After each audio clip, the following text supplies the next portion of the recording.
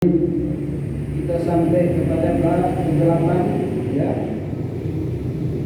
Al-Faslus bab ke-8 Al-Faslus Tsamin fi sifati dhahikihi sallallahu alaihi wasallam wa bukaihi. Ya.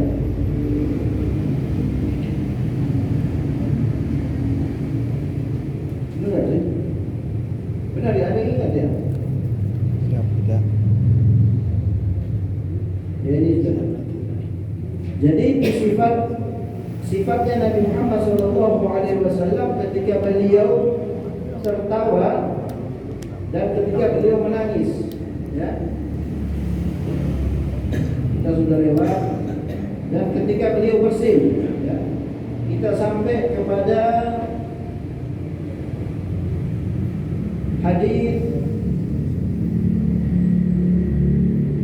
wa kana Rasulullah sallallahu alaihi wasallam la yuhadditsu haditsan illa tabassama. Adapun Nabi kita Muhammad sallallahu alaihi wasallam tidaklah beliau berbicara, berucap ya, atau bercerita kecuali beliau dalam keadaan tersenyum.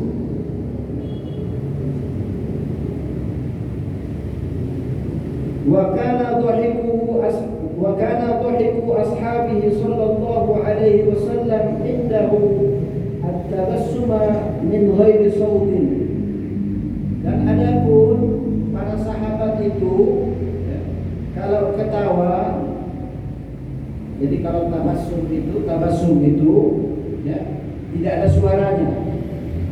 Kalau dhahika itu tertawa suara pelan. Ya, itu namanya dhahika. Ya, suaranya pelan. Kalau tabassum bi ghairi sautin. Sahabat-sahabat Nabi sallallahu alaihi wasallam juga mengikuti Nabi Muhammad sallallahu alaihi wasallam. Mereka kalau tertawa itu juga hanya senyum-senyum saja. Karena tidak berani melebihi Nabi Muhammad sallallahu alaihi wasallam, ya. Di dalam Al-Qur'an itu la tarfa'u aswatakum. Apa itu? Tanya apa? La tarfa'u aswatakum fawqa sautin Nabi. Jangan engkau angkat suaramu melebihi suaranya Nabi Muhammad sallallahu alaihi wasallam. Ini murid mengikuti guru, ya, gurunya Nabi Muhammad sallallahu alaihi wasallam. Iqtidaan bihi. Karena apa? Karena mengikuti Nabi Muhammad sallallahu alaihi wasallam. Kan bagus tuh akhlak, ya. Bagus enggak kira-kira? Kalau lebih bagus mana orang yang ketika dalam keadaan lucu dia tertawanya sedikit suaranya dengan dia terbahak-bahak. Nabi tidak pernah terbahak-bahak.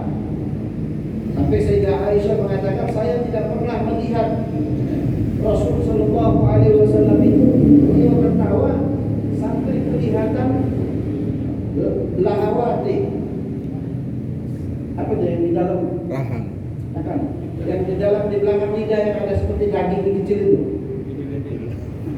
Amandel, bukan? Lidah suara. Ya itulah yang daging kan. Ya.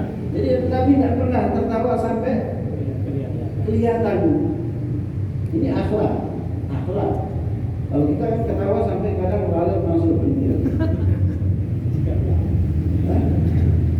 Karena orang tertawa itu kata Nabi mematikan hati. Mematikan. Ya boleh sekali-sekali boleh. Kan kita bukan Rasulullah, kita sekali-sekali boleh. Tapi kalau sering-sering itu yang tidak bagus, tidak bagus. Ya.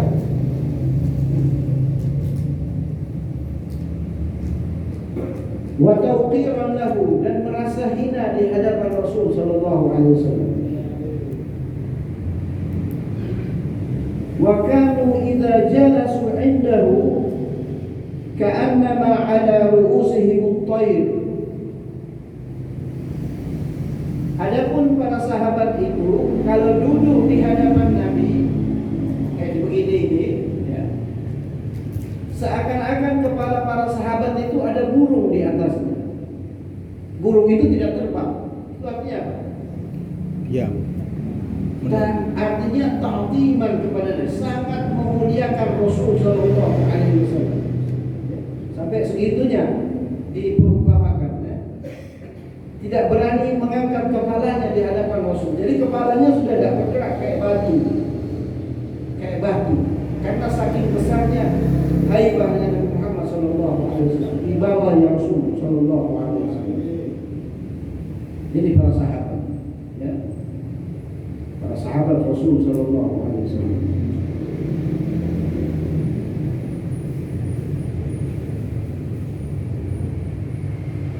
Jamak kalau sudah mau 45 menit kita tahu ya.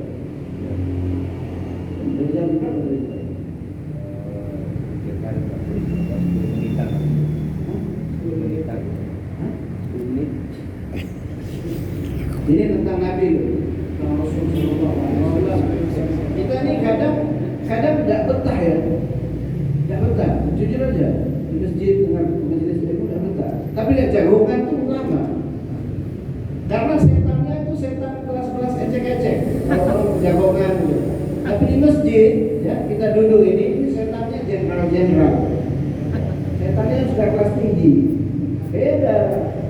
Orang sholat itu setannya beda. Sampai lupa rakaat, ya. Tapi kalau kita duduk nongkrong, betah berjam-jam, tidak ada setan yang ganggu. Ya. Ngomongin orang, ya. Ngomongin hal-hal yang sia-sia, yang ada manfaatnya. Tapi betah berjam-jam. Tapi di majelis ilmu kepingin cepat-cepat sampai pantatnya panas. Ya. Inilah kita. Ini juga buat saya, bukan saya merasa saya tidak. Saya berbicara ini juga sebagai peringatan buat diri saya sendiri, ya. Padahal yang kita dengar ini adalah pemimpin dunia dan di akhirat yang nanti yang akan membantu kita, ya. Rasul akan membantu kita. Banyak cerita-cerita ini di dunia saja. Rasul itu peduli dengan orang-orang budak, peduli dengan orang-orang miskin, apalagi orang yang cinta kepada Nabi Muhammad SAW. Ada seorang penjual minyak wangi di kota Madinah. Ini penjual minyak wangi ini cinta dengan Nabi Muhammad SAW, sangat mencintai Rasul. Jadi dia bilang dia kalau mau ke pasar itu, ya, dia harus datang menjumpai Rasul SAW, harus memandang wajahnya Nabi, harus dilihat wajahnya Nabi baru dia ke pasar. Terus begitu setiap hari jual minyak wangi. Satu waktu dia datang di hadapan Nabi, Nabi mempersilahkan dia memandang wajahnya Rasul. Terus dia pergi ke pasar. Sampai di pasar belum lama dia kembali ke hadapan Nabi Muhammad SAW. Rasul heran, Rasul lagi ada dalam majelis melihat orang ini penjual minyak wangi yang cinta dengan Nabi ini. Dipanggil sama Nabi kemari. Ya. Tadi engkau sudah datang dan aku tahu jam perjualanku belum selesai. Kenapa engkau sudah kembali kemari? Kenapa engkau sudah kembali ke sini? Lalu penjual minyak wangi ini mengatakan, wahai Rasul, ketika aku di pasar, wajah engkau selalu ada di dalam pandangan kepala, di dalam pandangan mataku, sehingga aku tidak konsentrasi, tidak bisa fokus untuk berjualan. Makanya aku kembali di sini untuk melihat wajahmu. Orang kalau lihat wajahnya Nabi, ya, hilang sumpahnya, hilang sumpahnya. Ya. Para sahabat itu kalau berpisah dengan Nabi seperti orang gila, kepingin kembali lagi untuk duduk dengan Nabi Muhammad SAW. Ya, bagaimana tidak, Rasul SAW satu-satunya makhluk yang pernah berhadapan, bertatapan langsung Tidak ada lagi Nabi Muhammad SAW. Meskipun itu ada khilaf, ya, ada perbedaan pendapat di kalangan para ulama. Ada yang bilang melihat, ada yang bilang tidak melihat. Ya. Kalau saya sih percaya melihat Allah Subhanahu. Ya. Akhirnya pulanglah orang itu. Selang beberapa hari kemudian orang itu tidak pernah datang lagi ke Nabi Muhammad SAW. Tidak pernah datang lagi. Ya, Rasul kalau ada orang yang seperti itu, Rasul pasti dicari sama Nabi. Kemana si fulan yang menjual minyak wangi? Sahabat tidak ada yang bisa jawab. Akhirnya dicari oleh Nabi. Dicari. Bayangkan, ya, seorang menjual minyak wangi. Ya. Dicari oleh Nabi. Begitu perhatiannya Rasul kepada orang yang cinta kepada.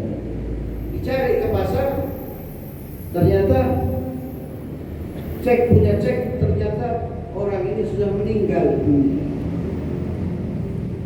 Lalu tetangga pasarnya itu ditanya oleh Nabi, bagaimana orang ini? Mereka memberi kesaksian bahwasanya penjual minyak wangi ini orang yang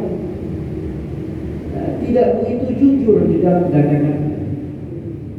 Tidak begitu jujur. Apa kata Rasulullah SAW? Nanti aku akan meminta ampun kepada Allah tentang dosa-dosa karena orang ini mencintai diri. Nabi Muhammad SAW. Rugi orang yang hidup di dunia, ya, yang tidak punya rasa cinta kepada Nabi. Kita tidak bisa mengamalkan seluruh sunnah Nabi. Yang minimal yang kecil-kecil kita lakukan.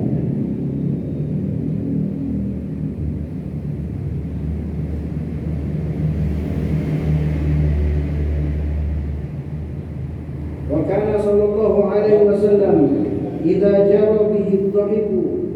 Adapun Nabi Muhammad sallallahu alaihi wasallam kalau sudah terlanjur tertawa, wa yadahu ala fi. Ini sunnah. Bisa kita tiru ini. Kalau Nabi itu sudah terlanjur tertawa, membuka mulutnya yang mulia, beliau meletakkan tangannya untuk menutupi mulutnya. Ditutup mulutnya. Ya. Kalau sudah terlanjur tertawa. Hanya orang-orang tertentu saja yang bisa melihat Rasul ketika nampak gigi-gigi geraham beliau, yaitu orang-orang Ahlul Bait atau sahabat-sahabat utama, ya.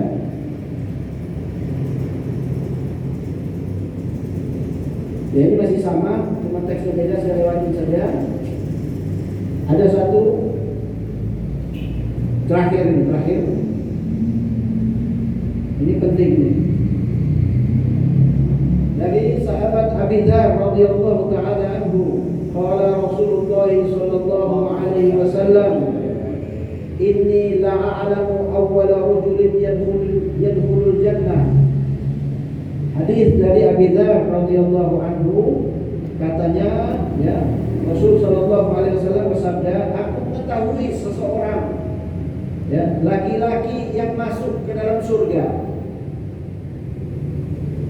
Ya. Wa akhiru rajulin yakhruju minan nar, dan laki-laki terakhir yang keluar dari api neraka. Yu'ta bi rajul yaumal qiyamati fa yuqal. Jadi ini cerita Nabi Muhammad bercerita kepada Abi Dzar. Beliau mengatakan nanti di hari kiamat ada seorang laki-laki, ya, yang dikeluarkan dari neraka. Dikeluarkan dari neraka. Orang muslim beriman, kan biasanya kalau punya dosa dicuci dulu kan. Nah, orang ini dikeluarkan dari neraka. Dikeluarkan dari neraka. Kemudian dikatakan kepada orang ini, para malaikat berkata, "A'ridu alaihi sirara dhunubi."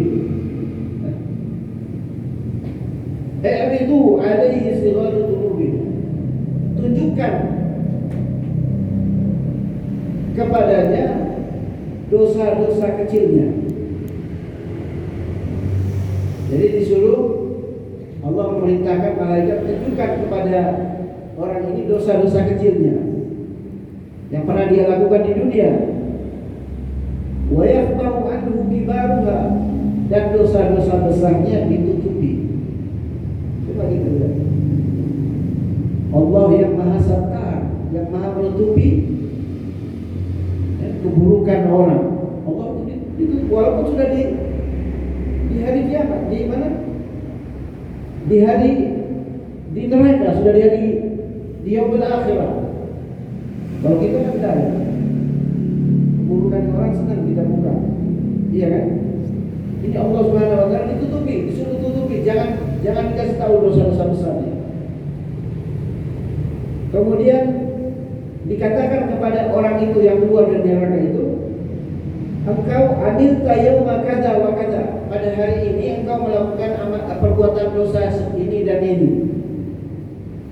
Lalu dia merasa hina, wa huwa muqirrun la yunkiru, dan dia merasa hina karena diberitahu bahwa pada hari itu engkau melakukan dosa ini dan itu, dan dia tidak mengingkarinya, tidak ingkari oleh orang itu.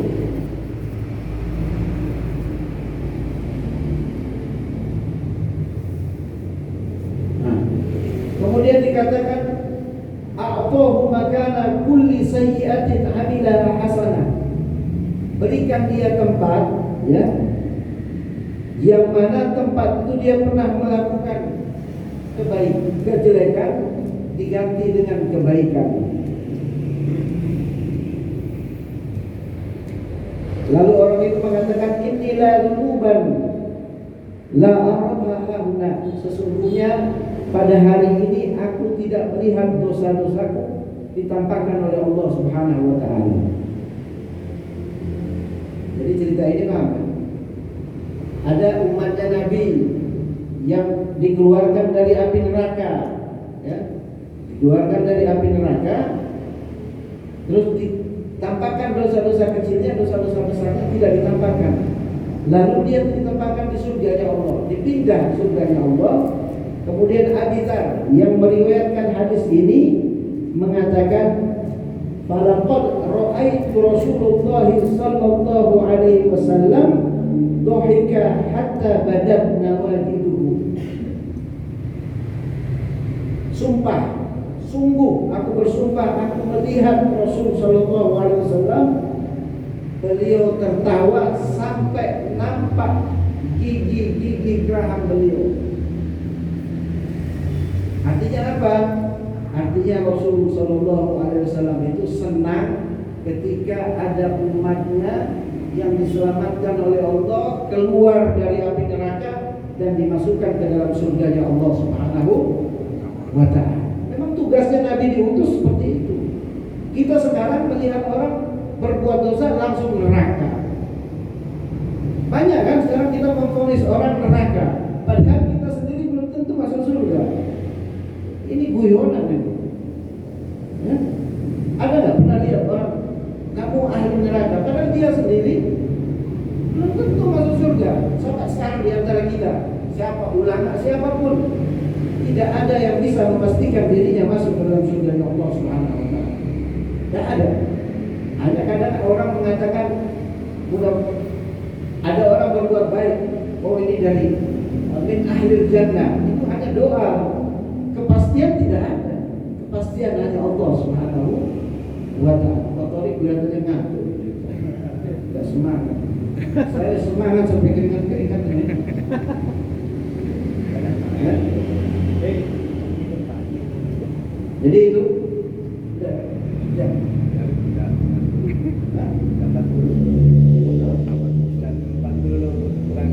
Ya, cukup yang banyak-banyak. Nanti dimarahin Pak Torik. Jadi itu, ya, Nabi kita Muhammad SAW tertawa dalam keadaan apa? Tertawa dalam keadaan ketika umatnya selamat dari api neraka. Dan Rasulullah punya misi, ya, misi diutusnya Nabi itu supaya orang masuk surga. Kok sekarang ada orang yang menerakakan orang lain, itu dari mana ajaran itu? Ya? Saya paling Geli ya melihat orang bisa memvonis orang kamu ahli neraka. Dari mana dia tahu? Tidak ada itu, tidak ada. Yang tahu nanti kita ahli surga atau neraka nanti ketika kita di yaumil hisab, dihisab oleh Allah Subhanahu wa taala. Tidak ada yang tahu. Kita selamat atau tidak ada yang tahu. Siapapun, siapapun, siapapun, saya berani menang. Ya, siapapun.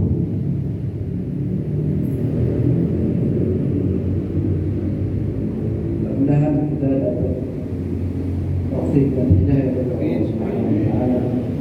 Kita selalu diberikan kekuatan dalam istiqamah kepada Allah. Hidup di dunia ini tak panjang. Yakin tak panjang. Sebentar. Sebentar lagi kita akan panggil. Kita semua pasti akan merasakan sakaratul maut. Pasti akan dipanggil oleh Allah. Makanya kita kepingin mati dalam keadaan indah, ya? Mati dalam keadaan khatimah. Tidak ada yang cita-cita seorang muslim, ya, bukan hartanya banyak. Itu pemikiran Muhammad. Pengen harta banyak itu, ya, kalau dikasih Allah itu rezeki, ya. Tapi kalau di dalam pemikirannya dia yang sukses itu adalah orang kaya, itu salah besar. Orang sukses adalah orang yang mati dalam keadaan husnul khatimah. Itu cita-citanya seorang muslim. Kaya itu bonus. Kalau dikasih kaya, alhamdulillah, ya. Yang penting kita kaya hati. Kaya. Ada orang kaya, banyak orang yang pelit, ya. Banyak. Itu orang miskin. Bismillahirrahmanirrahim. Alhamdulillah rabbil alamin. Alhamdulillah ya rabbana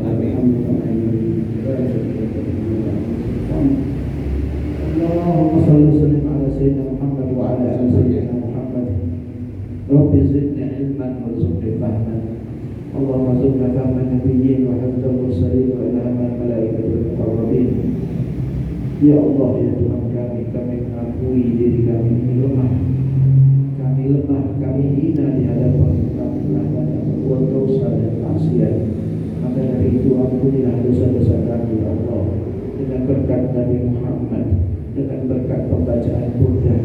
Ampunilah dosa kedua orang tua kami yang telah membesarkan kami dengan kebaikan-kebaikan yang mereka lakukan kepada kami. Ya Allah, ya Tuhan kami, ketika Engkau memanggil kami, panggillah kami dalam keadaan baik, panggillah kami dalam keadaan husnul khatimah. Jadi dalam pertemuan ini, pertemuan yang dirahmati oleh Allah Subhanahu wa taala, pertemuan yang dinikmati